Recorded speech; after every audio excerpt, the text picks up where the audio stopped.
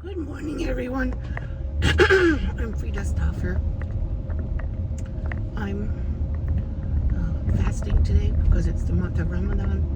I wanted to wish everyone a happy Ramadan. May God bless you for your fasting and praying and reading extra devotional things we do for the month of Ramadan are very special and intense.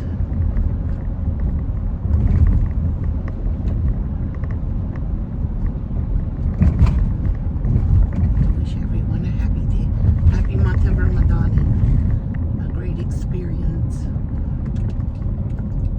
spiritually. I'm driving because I went on to do a errand, and now I'm back. I'm going back.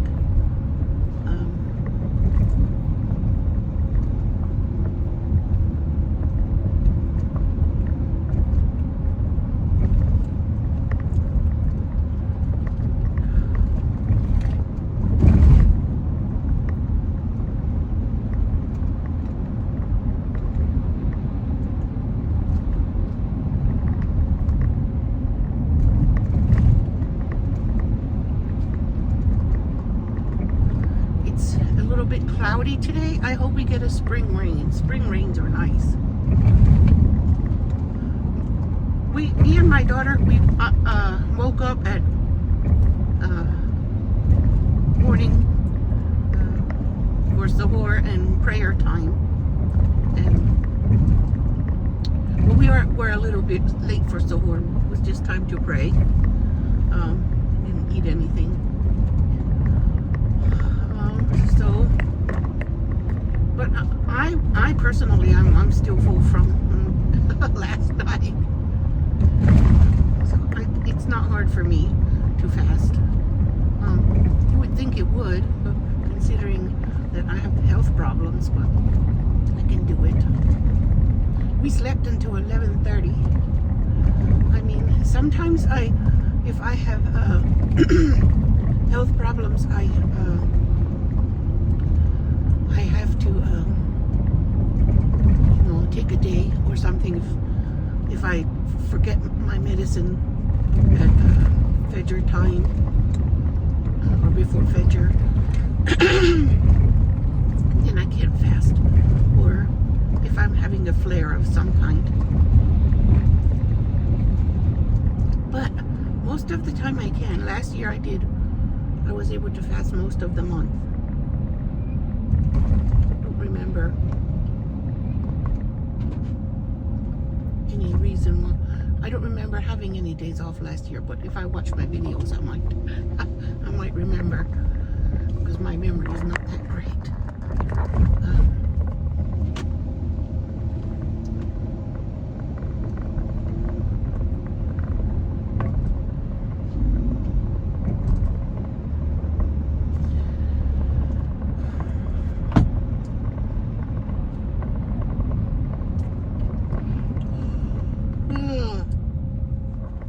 I made some amazing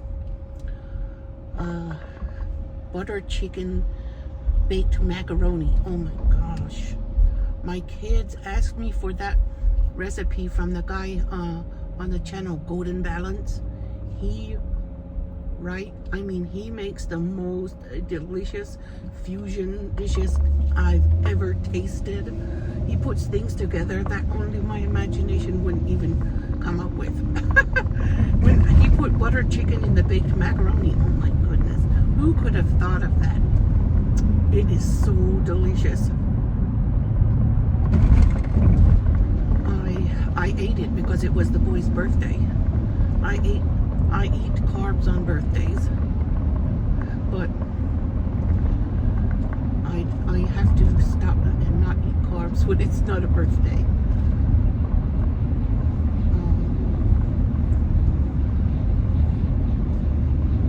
But I wanted to tell my twin birth story.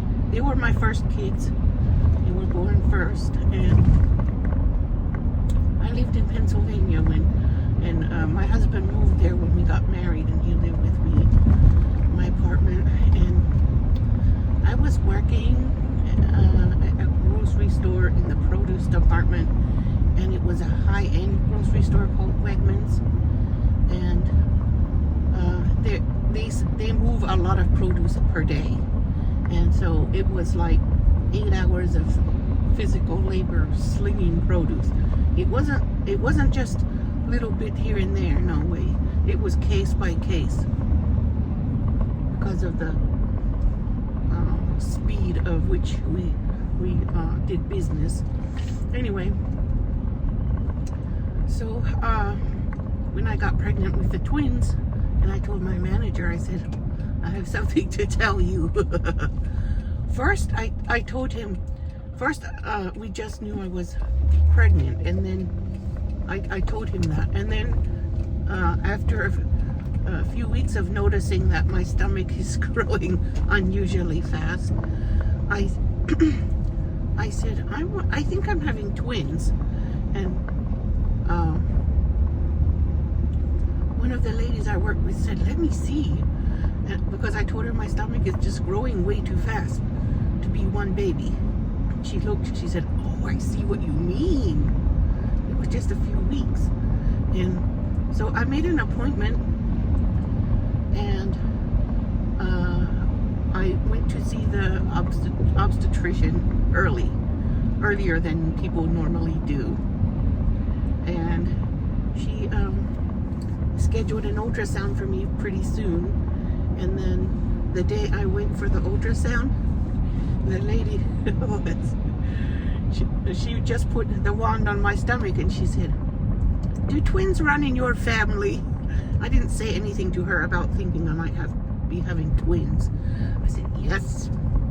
Am I having twins? She was like, yes. She said, 2 heads are better than one, even if, no, she said 2 heads are better than one. And then when after the ultrasound, I just sat on a bench in the hallway laughing. I couldn't believe it was me. We always knew someone in my generation would have twins, and I always wanted twins that were completely different from each other. So they were fraternal twins, and my aunts and uncles that are twins are also fraternal. You can distinctly tell them apart. They don't look like they're identical twins. They just look like other siblings. They just look as much alike as other siblings do.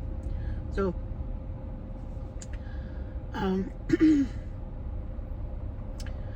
just sat there laughing and laughing. I was hysterical because I was like, it's me. It's really me that's having twins in this generation. Of course, later one of my other cousins had twins, or did 2 of them have twins? No, I know of at least one that had twins. Anyway, when I found out I was having twins, I'm the older one, so of course I was. It meant a lot to me that I'm the one, like my grandmother, who passed away when I was a baby. Because I'm the one having twins. That means I got something from her, even though she's not with us. I got something from her. Part of me is from her, and that meant a lot. But I don't know how long I sat there laughing. It was like unbelievable and miraculous at the same time. And I was just so happy. The doctor, when I told her I think I might have twins, she said, oh no, you don't want twins. You'll have more problems, you know. She wasn't wrong. I ended up with physical problems that last the rest of my life. But for me, the twins were my destiny, part of my grandmother, part of what I wanted all my life was twins that are fraternal, the ones that are completely different from each other. They don't look alike, and and they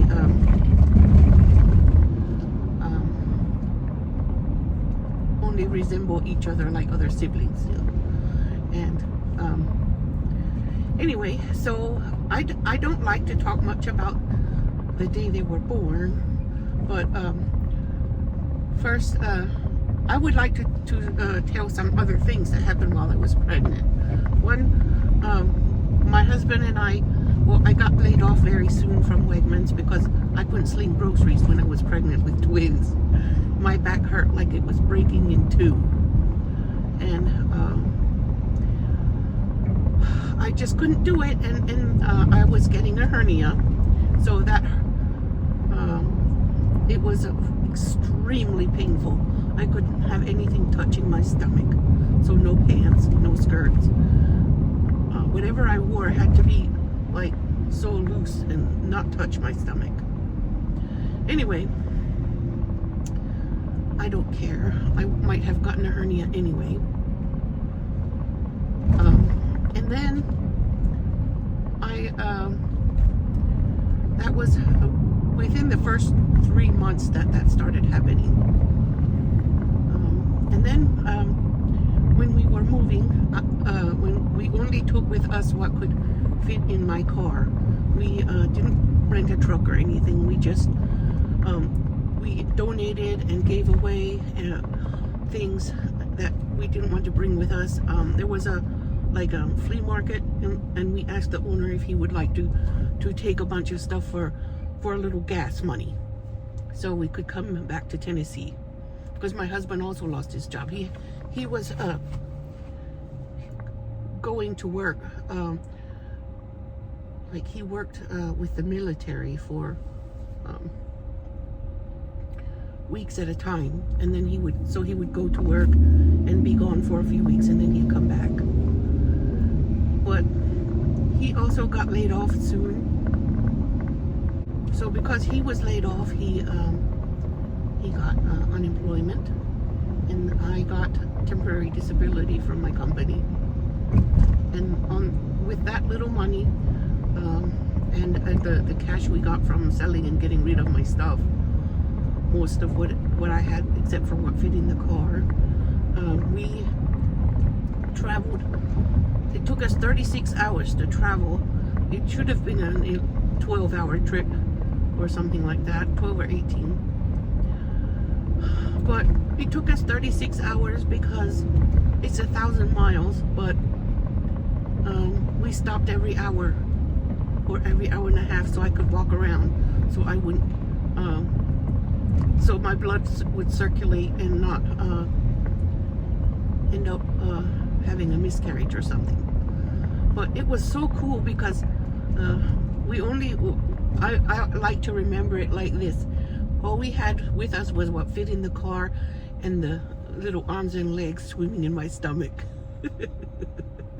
And I had pet birds that I brought with us. They were cockatiels. And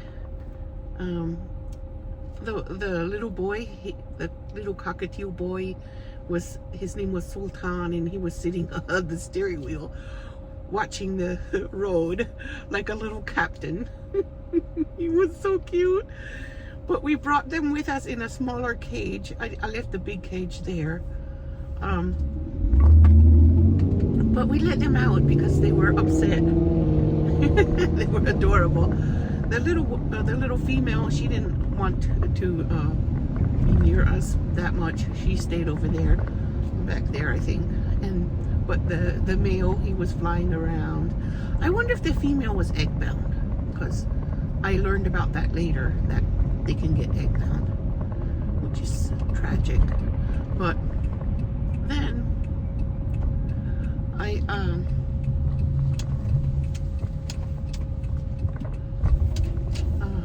when we got here, we lived with my husband's friend and his wife for 2 weeks until one of his other friends had a house available for us, because some of his friends own houses here, and he wanted to come back.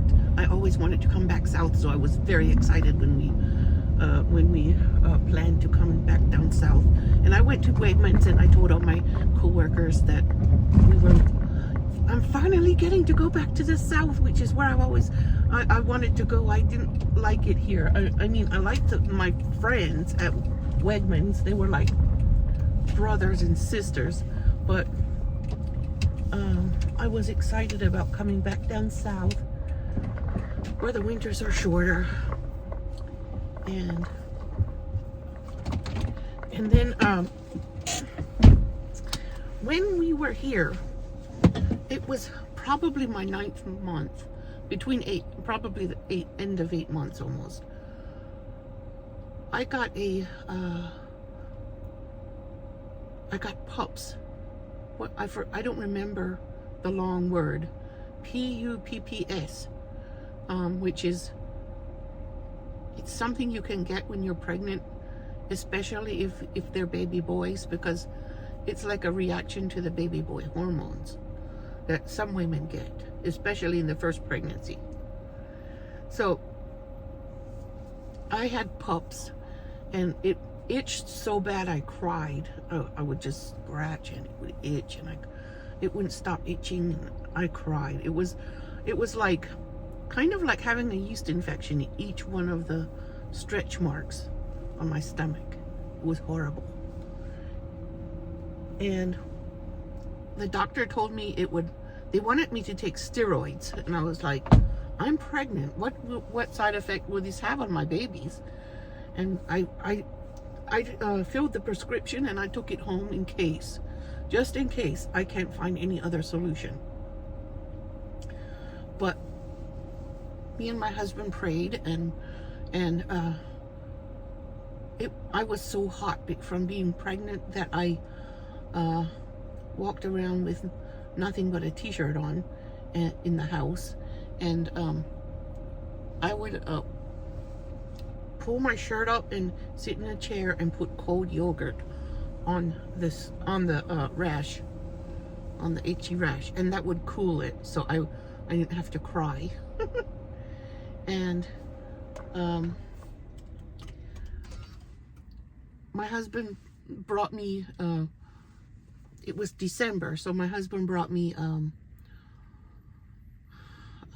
what are they called? No, it wasn't December, it was January.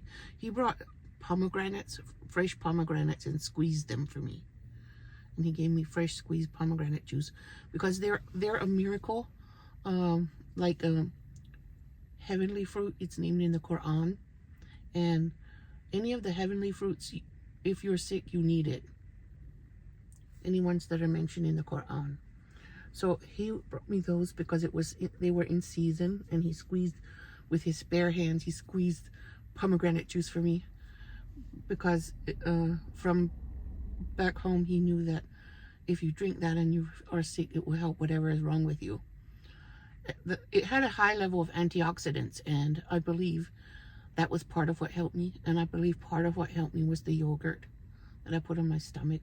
I don't know what made me think of putting yogurt on it. I was just looking for anything that would help, and I was ready to try anything. And there was a tub of cold yogurt in the fridge, and I just smeared it on one time, and it helped so much. It was almost like having a yeast infection on the outside of my skin. And I had marks on my arms too, and on my legs. I did. And then after I put cold yogurt everywhere for a few times, and I drank that pomegranate juice, and we also when we pray, we use a little dirt tablet made of dirt from the ground, because we follow the philosophy that when we pray, we're supposed to be praying on dirt, and we put it under our forehead. And because technically we're not supposed to pray on clothing or food, something you could eat or wear. So it has to be a piece of a tree or dirt. So we had those clay tablets in the house with like God's name printed on them. My husband put one in water a few times, and at night, I couldn't put yogurt on at night when I slept. So he would put one of those clay tablets in in a little water and make paste, and he put it on my stomach. And for some reason it helped too. It was soothing. Just like, I guess because the cold clay, it was clay, it turned into clay, and then he put that on my stomach, and it would dry. Of course, it's not nasty. It's clean clay that we used to pray on. So anyway,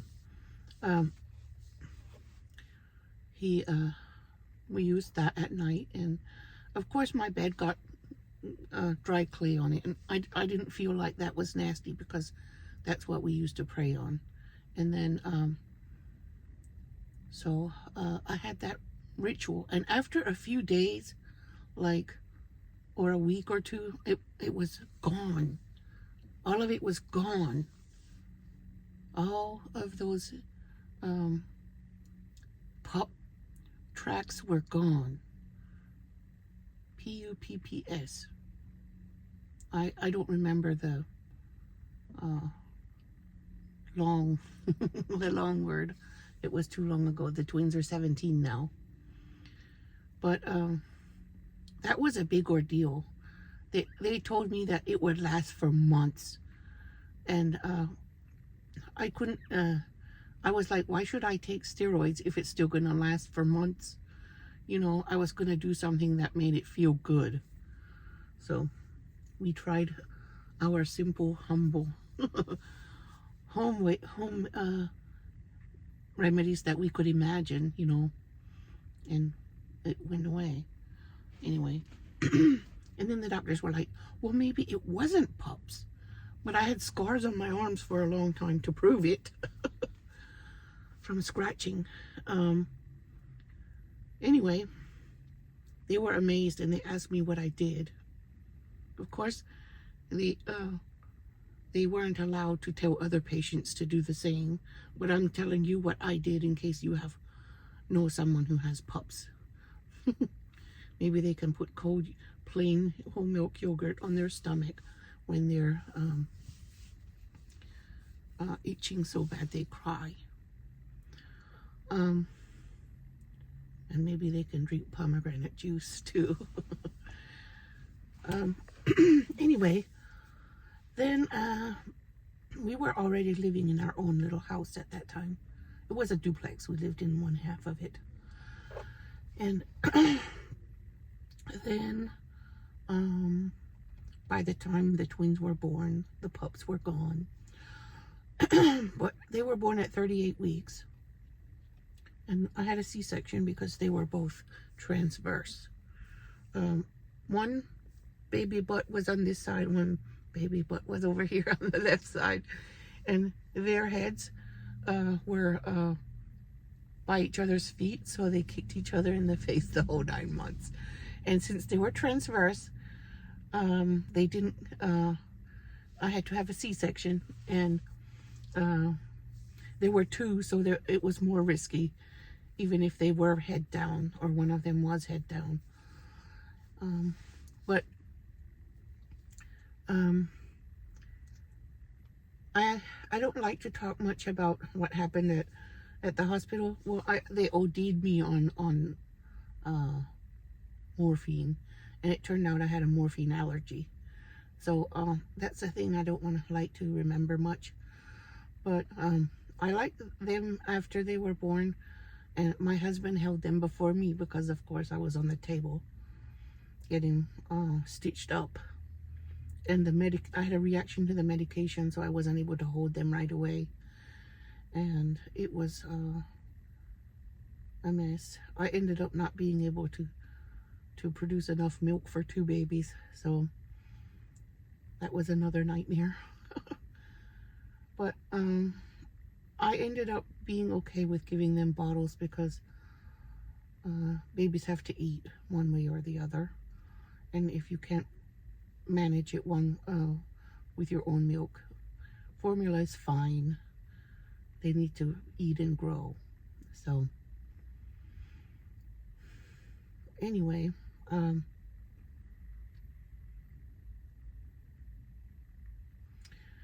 the next two I was able to produce enough milk because I read a lot of books, and I didn't rely on those useless lactation consultants that I got at the hospital.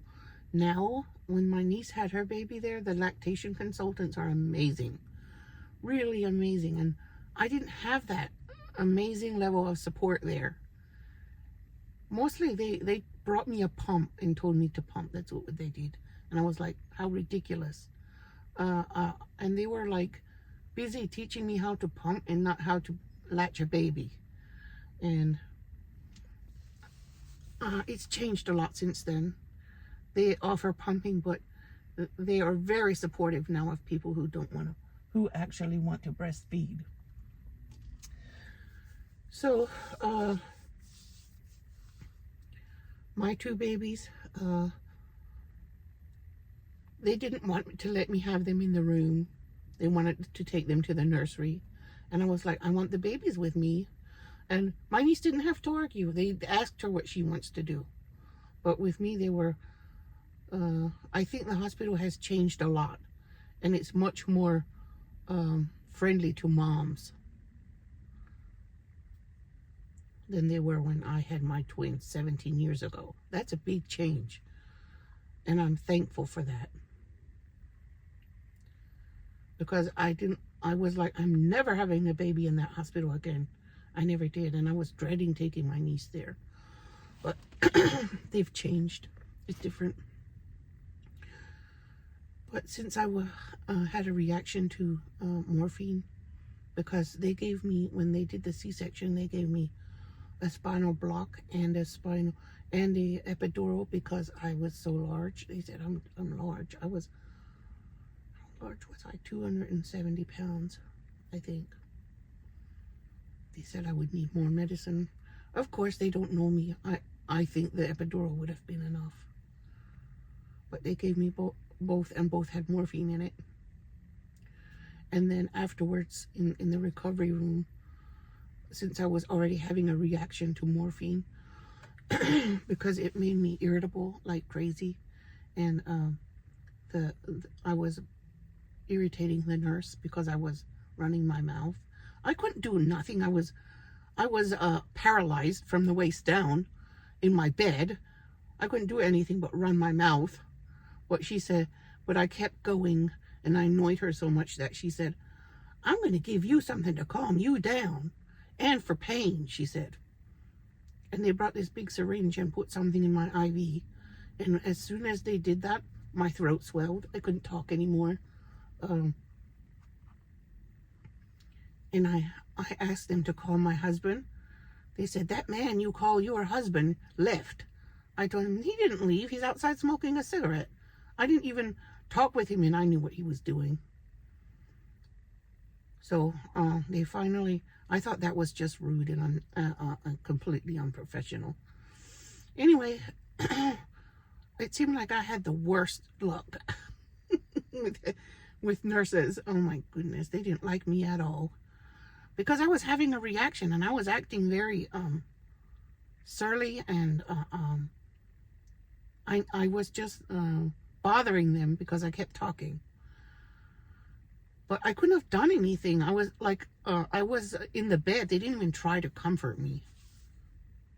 They just like wanted me to shut up. There was nothing professional about them, those two people. Anyway, so I have, like, for a very long time after their birth, I couldn't talk about it. For a year, 1 year, I couldn't say a word to anyone about what happened. Because I was traumatized. It was so traumatizing. And I was in the best shape of my life when I got pregnant with them, because I was working in the produce section and slinging, cases of oranges and apples and potatoes all day long. And so the fall from the best shape of my life to being helpless, completely helpless, and having major surgery, it was a big traumatic event. So anyway, I wanted to share. But I was, of course, I was very, very happy to have my twins. But in the hospital, I didn't feel like an overwhelming surge of happiness like I expected to have. I felt like a sleeping bear inside me woke up. That's what I felt like. A sleeping bear inside me woke up and took me over.